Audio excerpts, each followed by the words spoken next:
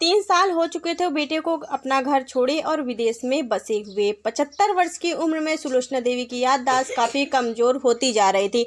उन्हें रोज़मर्रा की चीज़ें याद न रहती, लेकिन जो उन्हें याद रहता वह था उनका बेटा। दिन हो या रात हो, एक भी पल ऐसा न होता जब उन्हें अपने बेटे की याद ना आती। दूसरी तरफ बेटा था जो साल भर में एक बार अपनी माँ को फ़ोन किया करता था। 1-2 दिन में 1-2 मिनट में ज़्यादा बात नहीं करता था, फिर भी यह बूढ़ी माँ टकटकी लगाए अपने बेटे का इंतजार करती रहती थी। एक दिन की बात है कि बेटा विदेश से फ़ोन किया। हेलो हेलो, सुन रही हो ना माँ? अनिल बोल रहा हूँ, तुम्हारा बेटा। कैसी हो माँ?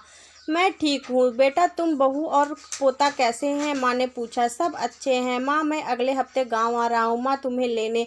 अब हम सब साथ में लंदन में रहेंगे। माँ तुम्हारी बहू कह रही है कि माँ को यहाँ लेकर आओ, बेचारी अकेली रहती है।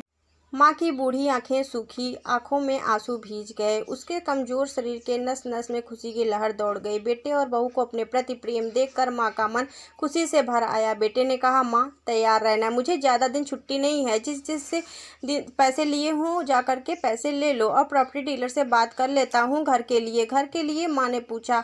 हाँ माँ, घर हमें बेच देना है। अब हमें साथ में ही रहना है ना, तो वहाँ पर घर रखने का कोई मतलब नहीं है, माँ ने बेटे से कहा।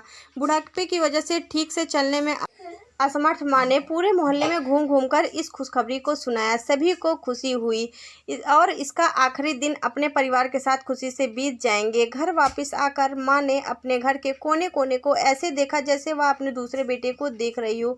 देखे भी क्यों ना, उस घर को अपने बेटे से कम थोड़ी समझा था। अपने पति के साथ 40 साल यहीं बिताए थे, लेकिन अब मजबूरी थी। बुढ़ापे के आखिरी साल बेटे और बहू के साथ बिताना चाहती थी। दिल पर पत्थर रखकर घर बेचने के लिए माँ तैयार हो गई। आनन फानन में बेटे ने घर को आधे दामों में ही बेच दिया। माँ ने ज़्यादा नहीं, लेकिन जिन चीज़ों से दिल लगा था उन चीज़ों को समेटा और बेटे के साथ टैक्सी में बैठकर एयरपोर्ट को चली गई।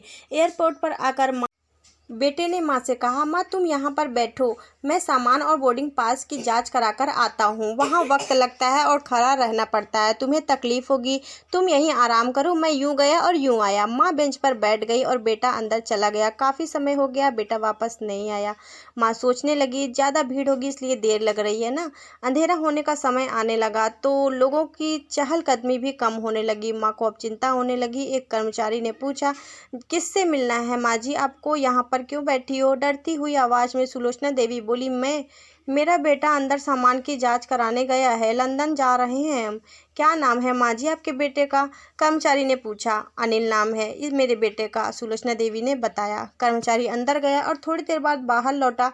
उसने सुलोचना देवी से कहा, माँ जी लंदन जाने वाली तो सारी फ्लाइट जा चुकी है दोपहर को ही, और आपका बेटा भी उसी फ्लाइट पे बैठकर लंदन जा चुका है। अब आपके यहाँ बैठने से कोई मतलब नहीं, आप अपने घर चली जाइए। क्या जा चुका है और मैं घर जाऊँ? घर? माँ की आंखों में आंसू के सैलाब उठने लगे। जैसे तैसे माँ घर पहुँची तो उसका तो घर था ही नहीं, घर तो बिक चुका था। वो वहीं बरामदे में तुलसी के पास सो गई। घर के नए मालिक को उस पर दया आई और उसे एक कमरा किराए पर दे दिया पेंशन के पैसों से, और खाना और किराए का बंदोबस्त हो गया।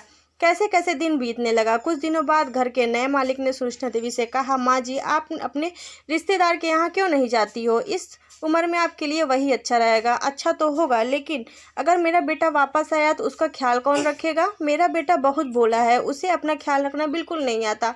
मैं नहीं जाऊँगी, क्या पता उसे मेरी ज़रूरत पड़ जाए, माँ ने कहा। दोस्तों सच बता रहे हैं कि माँ की ऐसी बातों को सुनकर मेरी आंखों में तो आंसू आ गए। किसी ने सच ही कहा है, पूत कपूत हो सकता है लेकिन माता कभी कुमाता नहीं होती। दोस्तों आप सभी से हाथ जोड़कर विनती करते हैं कि अपने माता पिता की जितनी हो सके उतनी सेवा करें, उनके साथ कभी बुरा बर्ताव ना। दोस्तों जितना ज़्यादा हो सके उतना अपने फ्रेंड्स फैमिली में इस वीडियो को शेयर करें, ताकि और भी लोगों तक ये इस तरीके की कहानियाँ पहुँचें और लोग जागरूक हों। आप ज़्यादा से ज़्यादा जागरूक कर सकते हैं लोगों को इस वीडियो को शेयर करके, और चैनल को सब्सक्राइब